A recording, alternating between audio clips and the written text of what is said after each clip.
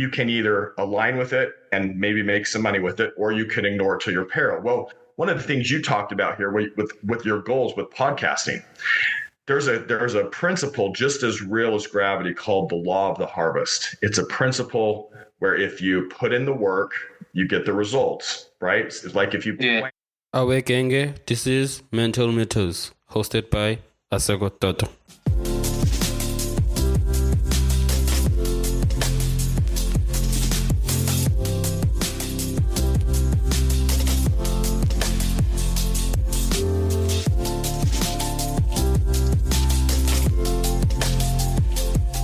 So actually, what made you venture to the career of neurological healing and rehabilitation? Yeah. Well, it comes from a personal perspective. I was a kid diagnosed with severe ADHD, and I was actually medicated. And then I also, I spent my whole life basically from 0 to 18 in and out of the doctor's offices. Lots of medication, sick, and really, I didn't want to I felt like there was always something underneath going on. And then I had speech and language issues. So I actually spent years in speech therapy. And then my brother is he was a vaccine injured child. He actually got meningitis following the vaccine. So I watched my brother for 6 straight weeks in and out of ice baths. And I'll never forget the day that, the doctor came in and actually told my dad that his little boy was going to be okay. And I watched my dad hug this doctor, and my dad is in tears. My dad was my superhero. And I was like, I'm going to be that guy one day. And, I went on this journey. I started reading encyclopedias at a very, very early age. And I actually developed an addiction from the medication that I was on. I was on methamphetamines for 18 years. And it was prescribed, but my addiction was actually books. And what happened is I memorized pages of books. I mean, I'm addicted to books. I read so much, and I can memorize the page numbers. And I literally have a photographic memory, so I memorize everything. And, the really neat thing about science is that science, especially, in neurology, it's very linear. But how I got to this component was really initially it was kind of like a selfish aspect. I wanted to learn how to fix myself. And so I decided to actually go into cancer research when I was at LSU and started studying really cool things about, sound waves and nutrition. Then I actually got involved in, biochemistry, which is the body's biochemical system. And in studying that, I realized that, and this is just my personal opinion, that people are being treated for the wrong things, that we're being treated for symptoms and not actually the original cause. What initially drew you to explore mental side of success? And also, before you answer, I just want to applaud you of such, you have, your profile is in terms of you doing different things. Before you answer my question, how did you maintain those probably 4 or 5 things at once? Because in my side, I'm doing podcasts, I'm a student, and I also an entrepreneur. So I find it difficult to just maintain those things. How do you do it? Oh goodness, that's a great question.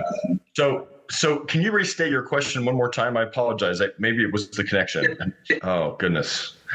Well, that's a great question as it goes. I think if we expect that we're going to do everything perfectly, we'll be continually frustrated. Let's talk a little bit about what you said.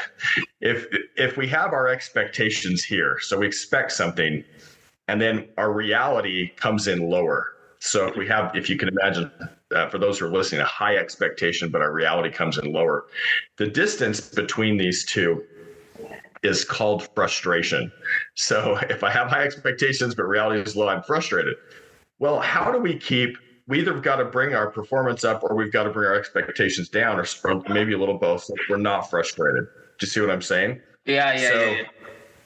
And then if they're together, there's no frustration. Well, what happens if we're good enough to flip the lines? So in other words, if we can, with other people, make their reality better than they expect, they're delighted with us. So how do we make our reality or other people's reality better than they expect? Well, let me tell you what my thought is on this, Aseko. So if I'm expecting myself to be perfect in everything and then I'm falling short, I'm living in a constant state of frustration.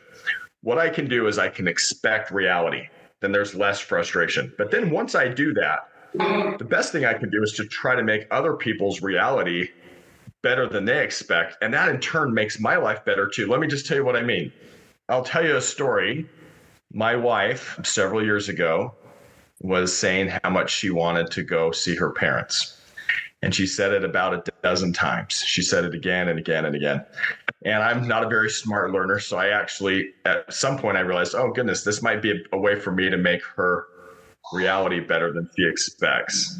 Okay. So let me tell you what I did is I called up her parents and I said, I'm going to surprise my wife and send her to her family lived in San Diego, California at the time. And I said, I'm going to send them to you to see you. But don't tell her because I'm going to try to surprise her. And they said, okay. Anyway, I secretly bought a plane ticket and I had my oldest daughter help me pack a bag. So I made sure I had all the right stuff in it. Anyway, she thought we were going to go down and see some lights downtown for the holiday season.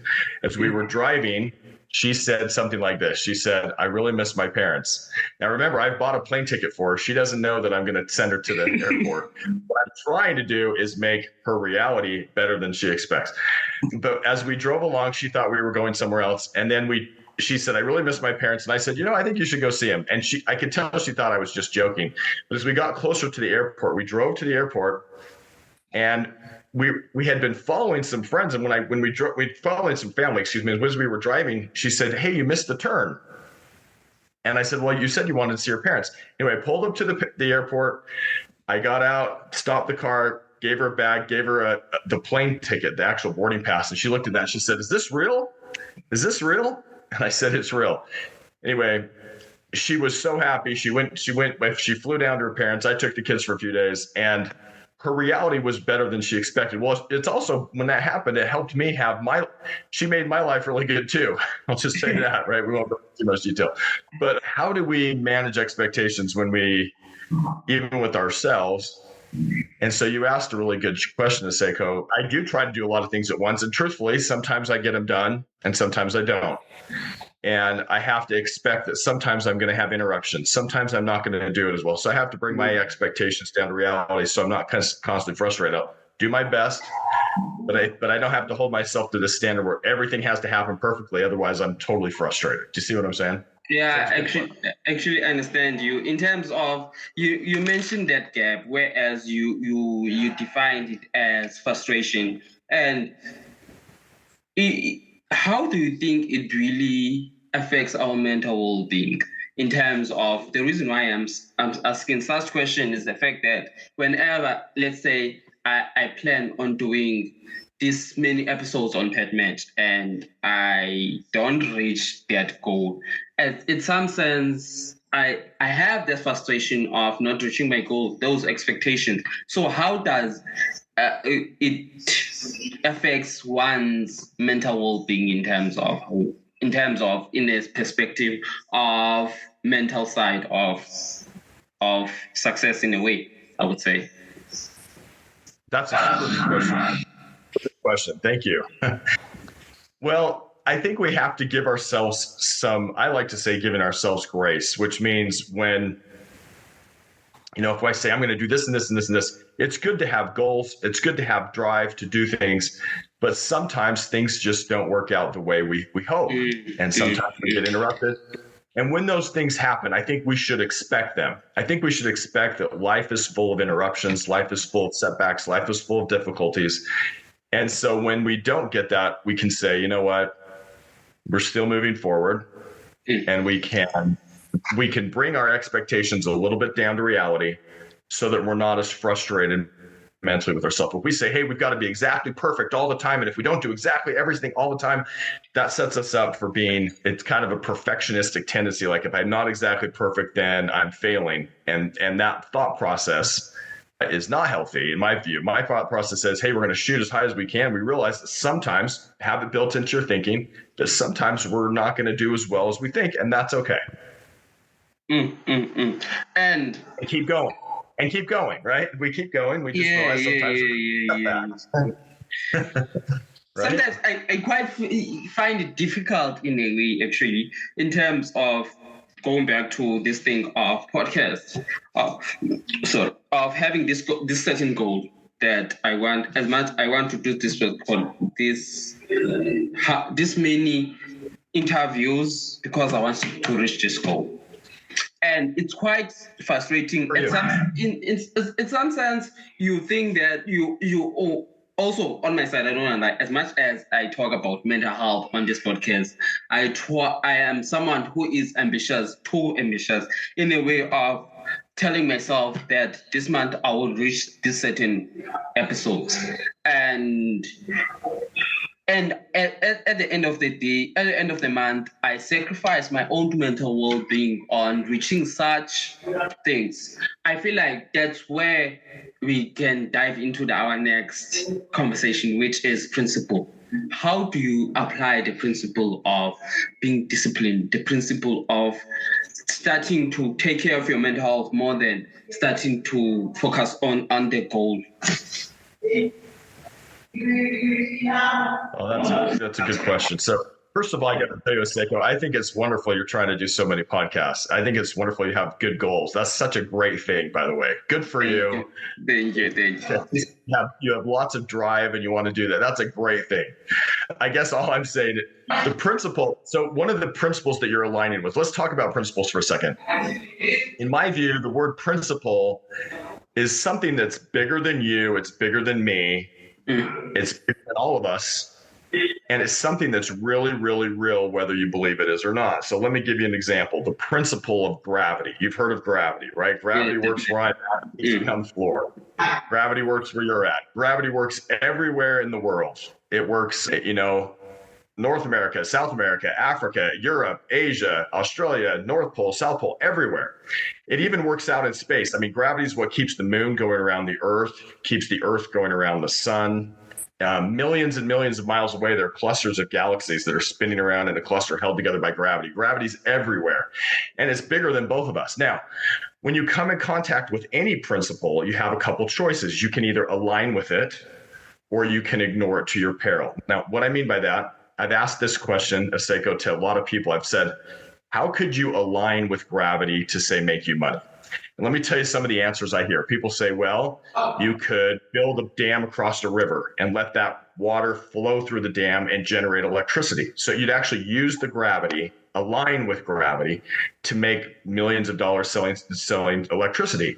You could do a skydiving company where people could parachute out of your plane, or a bungee jumping company, or you could do roller coasters, or you could do all kinds of things where you could use gravity to make money. But here's the other flip side of that. What happens if instead of aligning with gravity, what if you ignore gravity and you're careless with gravity? What could happen? Well, I ask people this question and they say, well, you could fall off a cliff. You could die, right? So gravity's just there. You can either align with it and maybe make some money with it, or you can ignore it to your peril. Well, one of the things you talked about here with your goals with podcasting, there's a principle just as real as gravity called the law of the harvest. It's a principle where if you put in the work, you get the results, right? It's like if you plant at a certain time of the year, and then you take care of your crops, you plant seeds and you take care of them and you water them. At the end of the harvest time, you can have a lot of crops. Well, that's what you're trying to do right now, is you're working hard for success that you'll see later. And so you're figuratively right now, Seiko, you're aligning with this really powerful principle that's as real as gravity called the law of the harvest. I'm going to work now because later I'm going to have success. And good for you for doing that. That's awesome. I think it's wonderful. Some people ignore that principle and they say, I just want instant success. I want instant success. And the truth is you can't short circuit that principle. That principle is real. Now, there's other principles like being honest, treating people like we want to be treated. You can't have trust if you're not honest with people. They won't trust you. Definitely. You can't have relationships if you don't treat people like you want to be treated. I call it the golden rule. And so there's these principles that are just as real as gravity we can align with or ignore. you wrote a book, A Key to the Gate, which is about